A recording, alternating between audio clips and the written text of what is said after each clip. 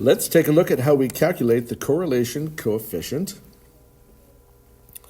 This is a number that goes between -1 and 1 and tells us how well our line of best fit fits the data that we have.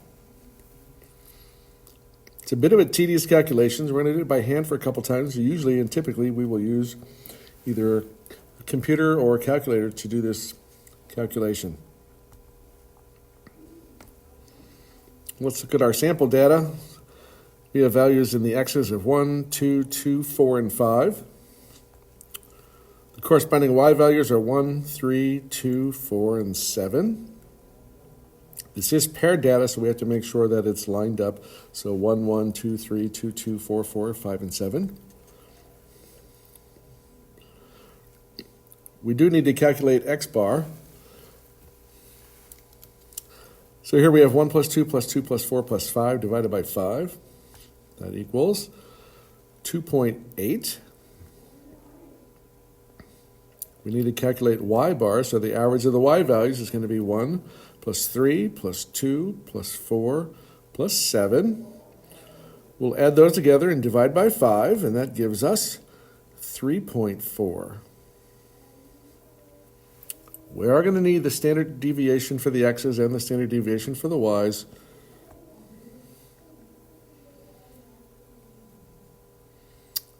For the x's, it's 1.64. For the y's, we get 2.30. The formula we're going to use to calculate this correlation coefficient is sigma. So the sum of all of the x sub i's minus x bars over s sub x times y sub I minus y bar divided by s sub y.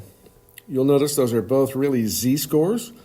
So we're finding the z-score for the x values, the z-score for the y values. We'll multiply the z-score for the x and the y together.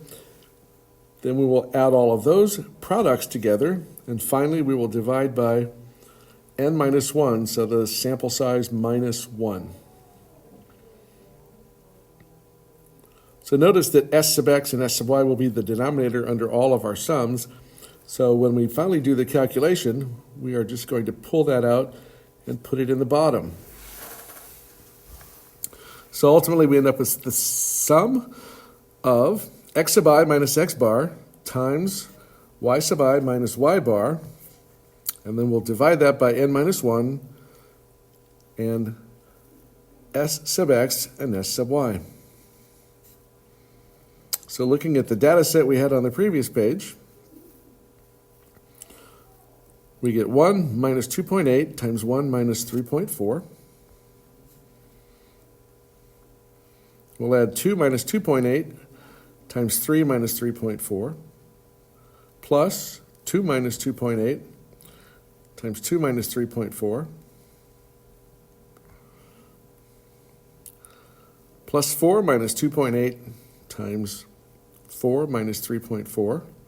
And the last one is 5 minus 2.8 times 7 minus 3.4.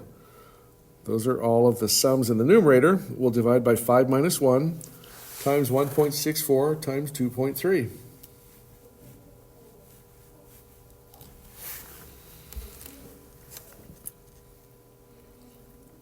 So being careful, we'll put those in our calculator, and we end up with 14.4 divided by 4 times 1.64 times 2.3.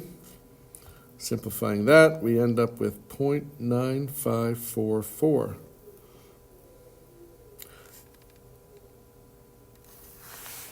That is the value of the correlation coefficient, which will also be known as R.